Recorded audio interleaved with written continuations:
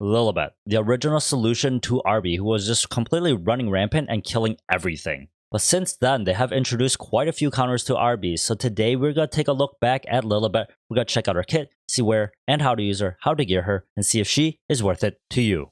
Lilibet is a 5-star Earth Warrior. Her S1 is Slice Slice. It hits the enemy with a 35 up to 50% chance to land unbuffable for 2 turns. And her S2 is Snip Snip. It hits the enemy with a 35 up to 50% chance to land 4, yes, 4 bleeding debuffs for 2 turns, then increasing her CR by 50%. If the enemy does not have a buff on them, it will do extra damage. And her S3 is Soul Cutter. It will hit the enemy insanely hard and cause extinction if it kills them. It will then also grant Skill Nullifier for 1 turn, and this skill also has a 20% extra hit chance. Now Lilibet also has an exclusive equipment which comes with freaking crit chance up to 12%. The first EE will allow Slice Slice, the S1, to do 20% more damage. The second one increases the bleed chance by 15% on Snip Snip, the S2. And now the last one will increase the damage of Soul Cutter, the S3, by 10%. The pros and cons to Lilibet. What are her strengths? Her strength is obviously she is the original RB killer. She has the extinction on the S3. The S3 also hits insanely hard, and if you soul burn it, it hits even freaking harder. Not only that, it does come with that hit chance, which means that it will ignore MLDB, which helps you kill the RBs even easier,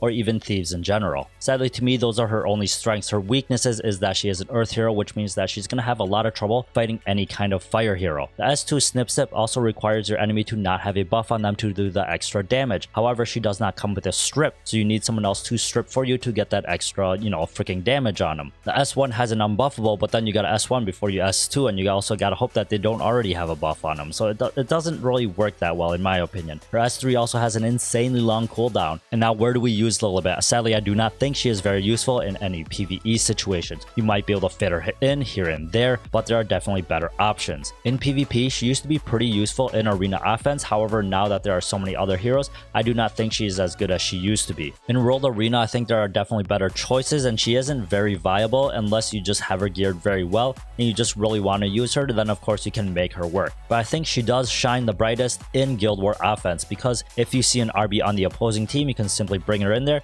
snipe him, and call it a day. Now, how do we play Lilibet? I think her role is pretty straightforward. She just S3s and kills someone. Of course, you're going to probably want to try to go for that RB, but she can also snipe other units, like any other units. Unless they're fire, then, I wouldn't recommend it, But that's what she's built to do, in my opinion. She just has a very strong S3, kills somebody, then tries to survive until she can S3 again. To use her successfully, she does need a good team with her. If you want to build her as a super sniper, then you're going to need an Oxlot or an Amelia to push her up and for her to just murder someone straight up. If you do not want to use a pusher with her, you're going to need someone who can provide her with a barrier or some kind of damage mitigation so she actually gets to survive until she actually gets to move. And now who is she a counter to? Obviously freaking Arby, right? But she also works very well against any team with a revive. If there isn't a revive on the opposing team, I really do not see a reason to use her unless you just really want to, because, waifu reasons. But now who is she countered by? I would say she has no hard counters except for fire heroes. But anyone who can actually deal damage can just straight up kill her. There's nothing special about Lilibet that makes it so that you need a direct counter to her or you need a team specifically to kill her. So how do we build Lilibet? This is the standard build, and in my opinion, it's kind of the only build, but the stats do vary a lot depending on what gear set you decide to give her. You can go with a speed set, destruction, rage, or attack, and you can sub it with immunity, crit, or penetration. All her skills are single target, so penetration would actually work very well. As for stats, you just want to stack her with a bunch of attack, crit damage, and crit chance. Pretty much the usual DPS setup. As for health and defense, you really don't need any because you just want to hit as hard as you can. If you think that you have enough DPS stats, then you can stack some health and defense on her, but that's all up to you. Now, as for speed, this can vary depending on how you want to use her. If you want her to use her as a super duper strong nuker, you can give her 0 speed, and you just have to bring an Oxlot or an Amelia to push her up to kill. But if you do not want to use her with a pusher and you want her to survive on her own, then you're just going to have to put more speed on her, because if you cannot move, you cannot live. Now, as for artifacts, I do recommend Portrait of Saviors. It's going to help you snipe more successfully. But if you do not want to use Portrait of Saviors, you can definitely go with a Draco plate. It does give you some DPS stats, and it does give you a little bit of survivability. And other than that, you can always go with Sigurd's Scythe. If you get hit once, you'll probably be under 50%, so you'll definitely be able to make use of the freaking lifesteal and the extra attack from it. So my final thoughts on Lilibet. Is she worth the pull? Yes and no. If you need an RB killer, then yes, she is worth the pull. If you do not need an RB killer, then no, you do not need a pull for her. Unless you just really like her, then yes, of course she's worth it then. Now, if you already have Lilibet, is she worth the investment? I would say yes and no. You do want to max or at least put some molas into the S3 so that you can snipe. And then maybe up to the cooldown on the S2.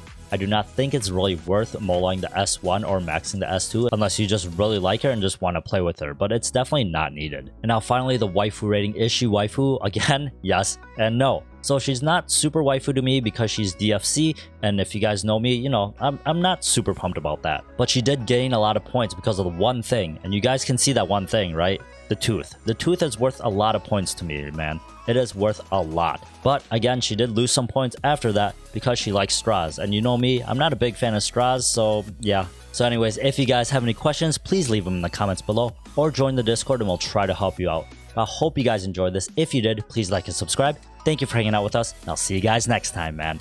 Bye.